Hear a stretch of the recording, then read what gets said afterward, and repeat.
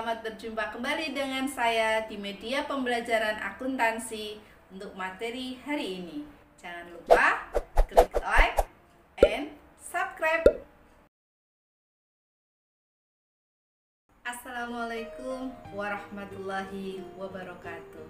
Selamat berjumpa kembali anak-anakku dalam materi pembelajaran akuntansi kelas 12.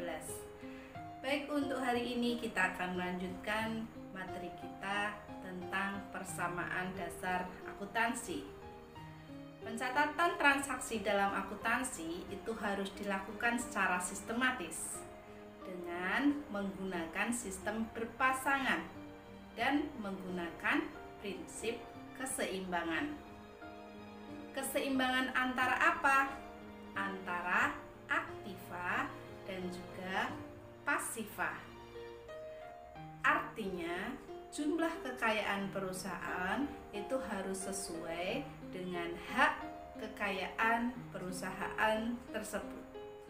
Persamaan dasar akuntansi itu akan menggambarkan hubungan antara aktiva, kewajiban, dan modal. Nah, persamaan dasar akuntansi ini sangat penting. Untuk apa? Untuk mengetahui kondisi keuangan selama satu periode akuntansi. Proses akuntansi itu dimulai dari adanya transaksi. Transaksi ini kemudian dilanjutkan penyeleksian datanya.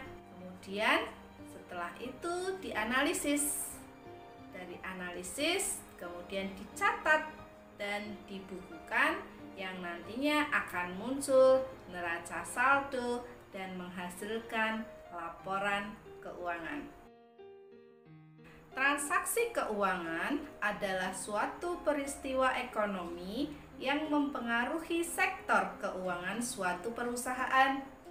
Peristiwa ini akan mempengaruhi susunan perubahan harta, utang, dan juga modal. Transaksi keuangan dibedakan menjadi dua, yaitu menurut pihak yang melakukan dan juga menurut sumbernya. Transaksi menurut pihak yang melakukan ada dua macam. Yang pertama adalah transaksi internal. Transaksi internal atau transaksi intern adalah peristiwa ekonomi yang terjadi di lingkup perusahaan tanpa melibatkan pihak luar. Contohnya adalah penetapan biaya produksi atau penetapan pemakaian perlengkapan dan juga penetapan piutang tak tertagih.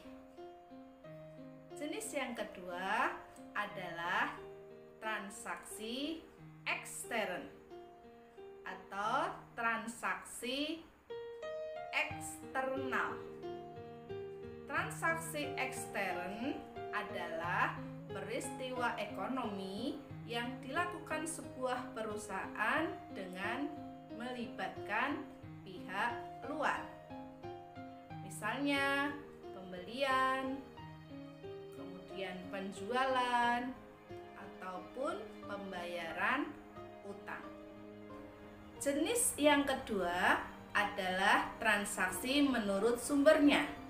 Transaksi menurut sumbernya ada dua macam, yaitu transaksi modal dan transaksi usaha. Transaksi modal adalah transaksi yang mempengaruhi perubahan modal perusahaan. Dan transaksi usaha adalah transaksi yang terjadi berkaitan dengan kegiatan operasional perusahaan. Contoh transaksi modal misalnya ada setoran modal atau investasi dari pemilik perusahaan, atau juga pengambilan pribadi yang disebut sebagai PRIV. Kemudian, transaksi usaha contohnya misalnya adalah pembelian barang, pembelian perlengkapan, dan juga pembelian peralatan. Berikutnya kita pelajari konsep dasar akuntansi. Konsep dasar akuntansi merupakan landasan pencatatan transaksi yang berlaku secara umum, sehingga dapat disajikan sebagai informasi keuangan yang sistematis bagi pihak-pihak yang membutuhkan. Prinsip dasar akuntansi sudah pernah kita pelajari di pelajaran sebelumnya, yaitu ada 10 prinsip dasar akuntansi yang kemarin kita sudah ingat dengan bisa, dapat, cocok, koper, satu, material.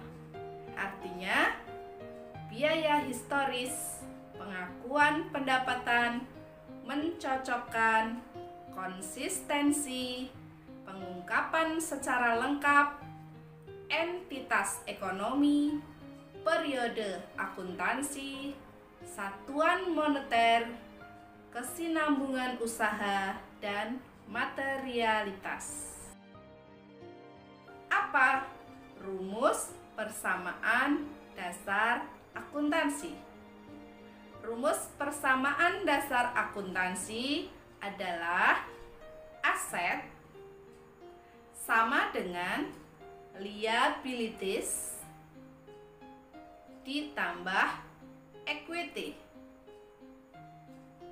atau harta sama dengan utang ditambah modal. Kita akan mempelajari penggolongan-penggolongan akun. Akun dibagi menjadi 2 bagian. Ada akun real dan ada akun nominal. Akun real adalah jenis akun yang tertulis dalam neraca, seperti harta, utang, dan modal. Akun nominal adalah akun yang tercatat dalam laporan laba rugi, seperti beban dan pendapatan. Apa itu akun harta? Harta atau aktiva merupakan sumber daya ekonomi yang dimiliki perusahaan untuk melaksanakan kegiatan usaha, baik sekarang maupun yang akan datang. Harta dibedakan menjadi 4. Ada harta lancar, ada harta tetap, ada harta tidak berwujud, dan investasi jangka panjang. Harta lancar contohnya adalah kas, piutang, surat-surat berharga, wesel tagih, beban-beban yang dibayar di muka, perlengkapan. Harta tetap contohnya adalah peralatan, tanah, gedung, mesin, kendaraan. Harta tetap tak berwujud contohnya adalah hak cipta, hak paten, goodwill, ataupun merek. Berikutnya, investasi berjangka. Investasi berjangka merupakan harta yang diinvestasikan dalam jangka waktu lebih dari 1 tahun. Investasi ini bertujuan untuk keuntungan di masa yang akan datang. Berupa apa? Berupa surat-surat berharga ataupun obligasi, misalnya saham perusahaan. Akun utang atau kewajiban atau liabilities merupakan biaya yang dikeluarkan untuk membiayai kegiatan usaha perusahaan. Utang dibagi menjadi dua, yaitu utang lancar dan utang jangka panjang. Utang lancar misalnya wesel bayar, utang usaha, beban yang masih harus dibayar, pendapatan diterima di muka, ataupun utang lain-lain. Dan utang jangka panjang misalnya utang di bank, utang hipotek, atau utang obligasi. Akun modal. Modal merupakan kekayaan dari pemilik atas sebagian harta perusahaan. Pencatatan modal pada akuntansi ini diikuti nama pemilik modalnya. Akun modal itu biasanya berasal dari pendapatan usaha maupun pendapatan di luar usaha. Terima kasih atas perhatian dan juga like dan subscribe-nya. Semoga kita akan berjumpa lagi di lain kesempatan. Assalamualaikum. Dadah.